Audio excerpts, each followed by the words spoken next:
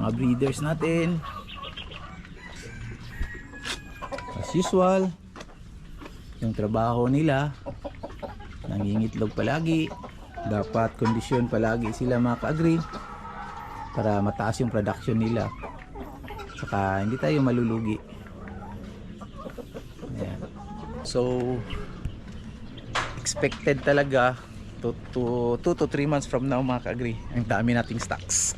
Ito na lang yung mga naiwan natin ng mga sisiw, saka yung kanina, saka ito mga month old, pero konti lang din ito mga ka-agree. And after dyan mga ka-agree, itong mga assorted natin dito na halo-halo na to yung edad nila dito mga ka-agree. Yan. So may dinagdag nga pala kami na net dito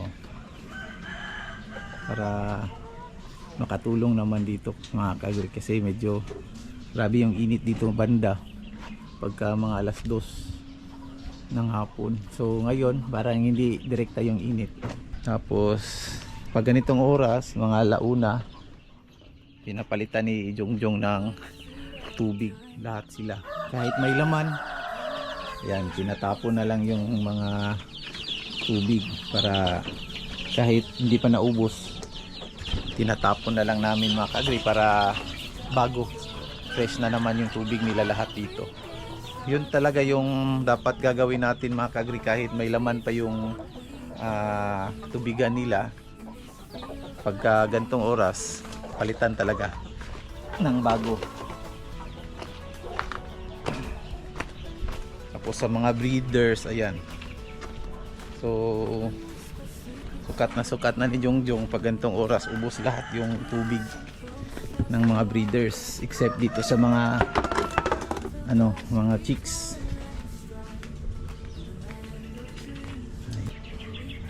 Yung feeds natin na ginagamit, nasa bimig tayo ngayon mga ka-agree, from Integra 1 to Integra 3. Tapos pag nag-start na mag-lay, lipat tayo sa Layix sa Pilmico. Ayan. Tapos importante din mga ka-agree yung recording natin. Ayan, napaka-importante yung collection natin sa itlog araw-araw. Tapos yung sa, ayan, ito yung format namin ginagamit. Kulang din yung gumawa nito na table. Ayan, so dito natin nilalagay kung ilan yung na harvest natin, tapos ano yung mga bakuna na nabigay natin, date. Tapos pag may namatay, dito natin ilagay sa mortality. Tapos kung ano yung symptoms nila. Tapos kung may bumili sa isang batch, dito namin nilalagay mga ka-agree. Ayan. So basic lang talaga. Dapat may recording.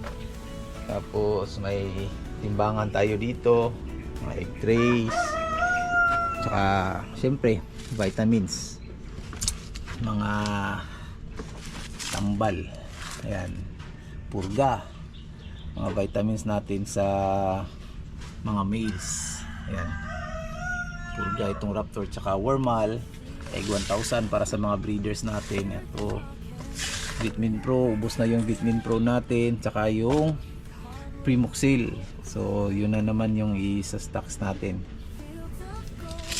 So importante talaga mga ka-agree, may stocks tayo ng mga vitamins. Battlecock product yung ginagamit natin kasi subok na talaga na matibay, tsaka dekalidad.